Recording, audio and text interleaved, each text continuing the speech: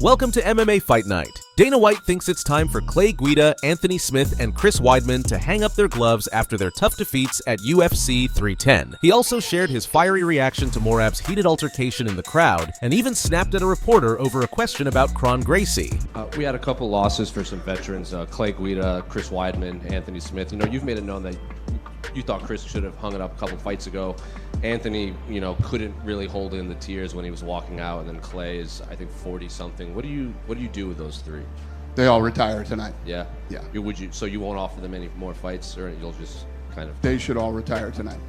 I was going to say, that's not the first time that's happened with Merab. Is there anything you guys do or can do to prevent that? Are there any repercussions? Or? He's my mini Strickland without the mouth.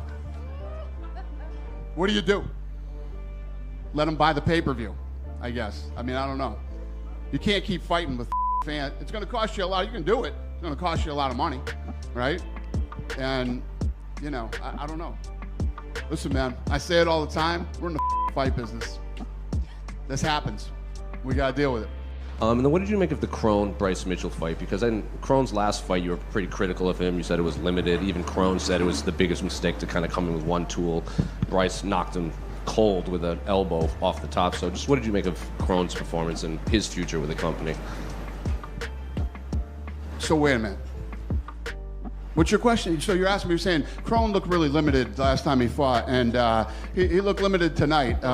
What's your opinion on? I didn't think he was limited tonight. No? What did you think? I thought he had a better game plan than the fight he had against Charles Jourdain. Because Bryce Mitchell's just had the answers for it. Okay. So you're like, what do you think about Weidman, this guy, and that guy tonight? I said they should retire. What do you think about Kron? Yeah. No, I don't like the way you're leading me down this road. I know what you're doing. You know the answer to the question, but you just want me to say it or something. You're saying Kron looked limited. What do you think? Do you have any other questions you want to ask me? Anything positive, or you want me to on everybody on the card tonight? I was going to ask, my last one was going to be about Movzar. What you thought of his performance in there? About who? Movzar. He won against Aljamain, the fight. Look great. Congrats to him. Dana White is absolutely loving Alex P's flashy custom UFC belt bracelet. This is so cool. Alexandre Pantoja joined Alex Pereira in a celebratory moment after his thrilling win over Kai Sakura. Chama.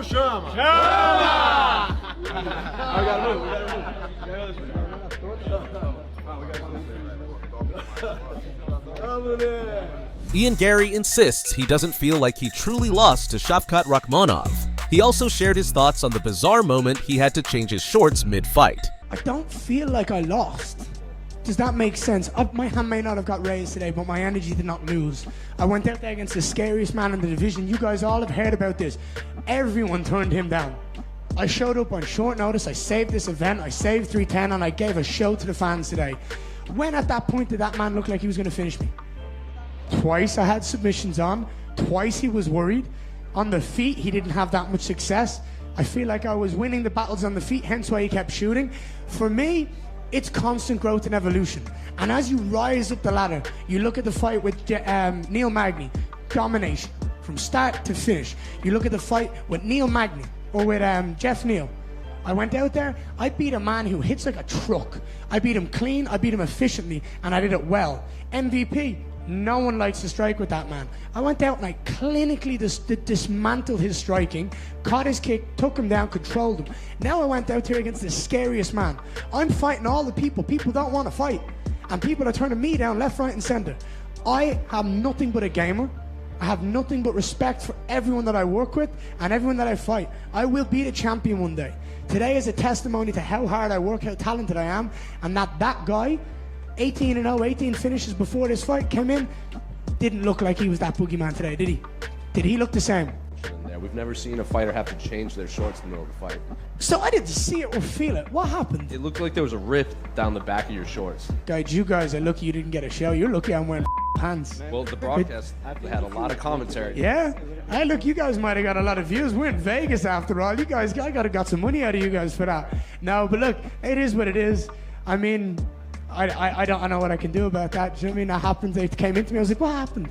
I'm very proud. I'm very grateful of all of my team and my entire family. I put on a show today. I showed I can hang with the best in the world, and I'm very proud. I want you guys to know that I will be back. I will win. I will continue to do what I do best. That's put on a show and be the best version of Ian Machado Gary the world's ever seen. Shavkat Rakhmonov showered Ian Gary with praise, noting how much he's improved since their last sparring session. He also revealed he's aiming to face Belal Muhammad in an epic showdown next year. Men үшін бір жақсы сынақ болды. Жеңіске жеткенімге өте қуаныштымын. Yeah, for sure. He did a lot of work. He improved a lot.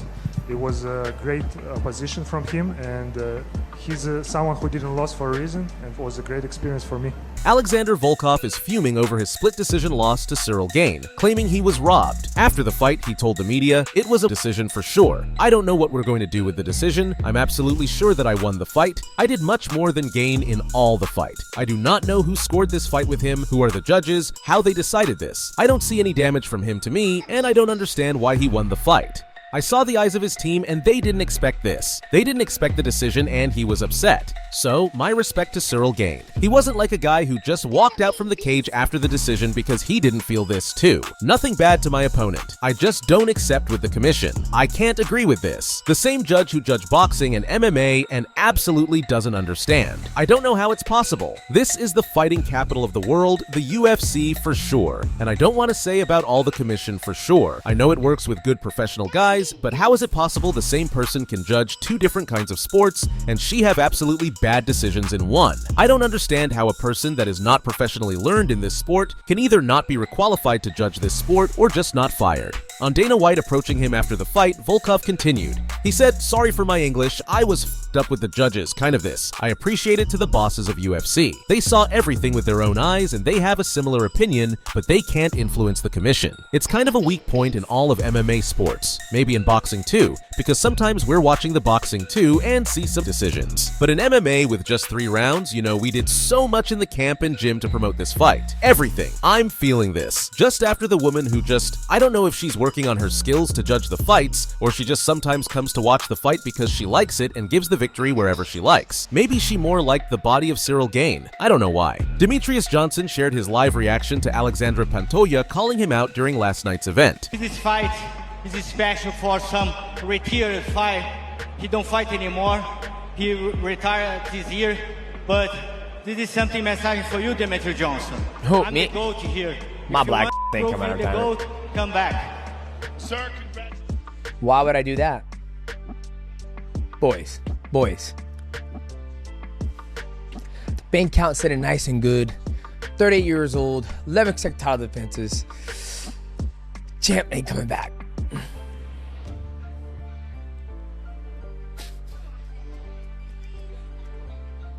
Alexandre Pantoja responds to Demetrious Johnson shutting down his call-out and shares his thoughts on a potential showdown with Kai Kara France next. On the win, did you happen to see Demetrius' tweet by any chance? The guy say something about Yeah, he money. said that he got offered $2 million to fight and turned it down so that he could. Yeah, that's crazy Scared to because fight it's more. not about money. You know, like I don't fight more for money. You know, I fight to prove myself. I'm the best of the best. You know, I think everybody here to do that. Of course, you need your bills. You need to pay your mortgage and everything. But we're here to figure out who's the best of the best. You know, that's what I did tonight. You know, I'm super glad UFC give me money for defend this belt. I can pay my bills. I can put my kids in a good place. But I don't fight for just money, you know. Demetrious Johnson is not about money, brother. It's about see who's the best of the best, you know. And I just say that because I see he's retired. I don't know about his contract anymore, you know. I don't know he have something. He can't come to UFC anymore. I don't know. But it's not about money, brother. It's about legacy. It's about see who's the best. That's why I'm leave, you know. That's why I wake up every day to try to be the best. Thanks.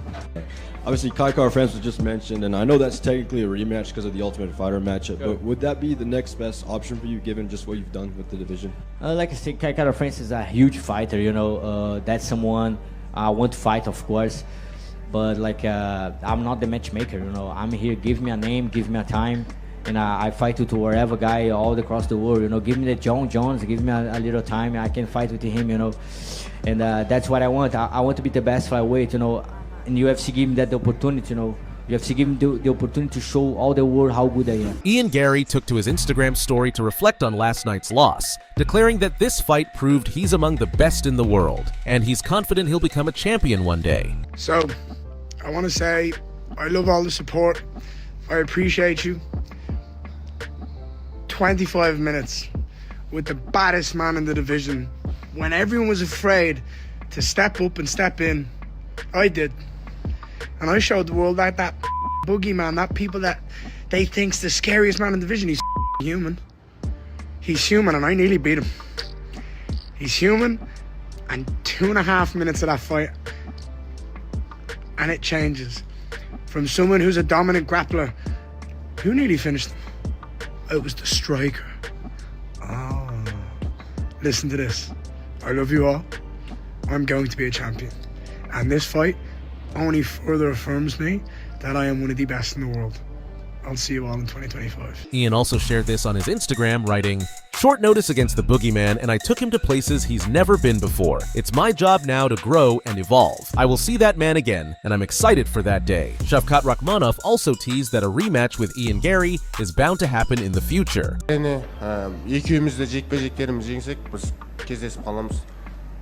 Yeah, for sure. We're gonna keep winning, and if he's gonna keep winning, we're gonna meet again. Alex P is confident Jon Jones will defeat Tom Aspinall. In an interview with TNT Sports, Alex shared, "I think Jon Jones has a lot of experience on his side. Some people say Aspinall this, Aspinall that, but when it comes down to experience, Jon Jones is a seasoned guy. He's been there, so I think he wins." Sean Strickland fired back at Khamzat Chimaev today after Khamzat's bold post on X yesterday. He wrote, "Where are you?" He tried to tag Sean, then posted this photo of them together, writing, "It's okay, bro." Sean hit back today, writing, "ALO, sorry I don't speak Cheech, and Kadyrov loosen up his leash. You got any Bitcoin scams to peddle? You hiding from any dictators?" He followed up with this message, "Bro literally is scum," in quotes. He said, "I took a hard picture because I'm a small man and have to act tough. You sucked off a dictator for a G-Wagon and then had to flee to the Middle East. Bro isn't even a man at this point. Character level dog." Sean wrapped it up by saying, "I love how Shot will try to talk to me, bro. You're not a man. Character leveling dog, crypto scams yourself out to Kadyrov for cars, fled to the Middle East when the pimp hand got too strong. Stay in your lane, Swedish man." And that's a wrap on the news. Thanks for tuning in. For your daily dose of MMA news and content, make sure to subscribe to MMA Fight Night and hit the bell icon to get notified whenever we drop new videos.